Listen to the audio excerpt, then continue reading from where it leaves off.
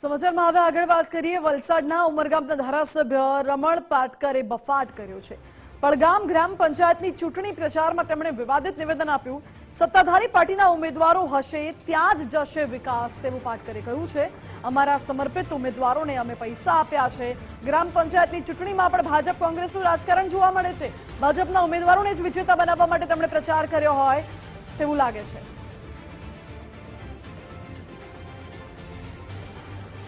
ગયો નથી, આ બીજી પંચાયતમાં ગયો છું।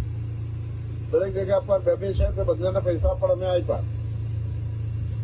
અહીંયા અમે ઉમેશભાઈને પણ આપ્યા, પણ સામેવાળા અમારી પાસે આવ્યા જ નથી।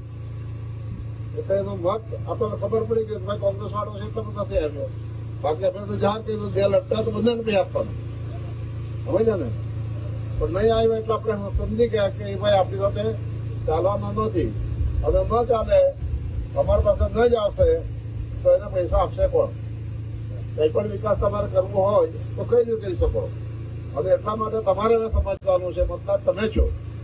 તમે જો બરાબર સમજીને તમારો પવિત્ર મત, અમૂલ્ય મત જો બરાબર ઉમેશભાઈને જે પેનલે તમે આપશો તો આવતા દિવસની અંદર જે પણ નાના મોટા જે મેં તમને કહ્યા એવા 300 મોટા મેજર પ્રશ્નો છે। આજ મુદ્દે મારી સાથે વધુ જાણકારી સાથે જોડાયા છે સંવાદદાતા પ્રિયાંક।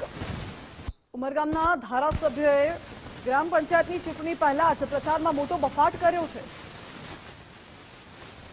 જી આપણે જણાવી દઉં તો આ ગ્રામ પંચાયતની ચૂંટણીના પ્રચારમાં વિવિધ વિવાદિત આ નિવેદનો પાટકર દ્વારા કરવામાં આવતા જ હોય છે।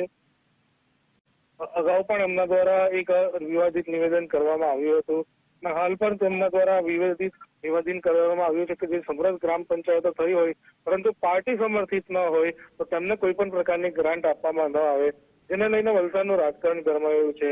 ઘણી ગ્રામ પંચાયતો સમરસ થતા રહી ગઈ। તેનું કારણ જ એવું હતું કે જે પ્રમાણે રમણ પાટકર દ્વારા જે કામોની વહેંચણી કરવામાં આવે છે એમની ગ્રાન્ટમાંથી, તેમ ઘણા ગ્રામ પંચાયતોમાં આ પ્રકારના જે કામો છે તેને વેચવામાં નથી આવતા। જી પ્રિયાંક, આભાર આપનો।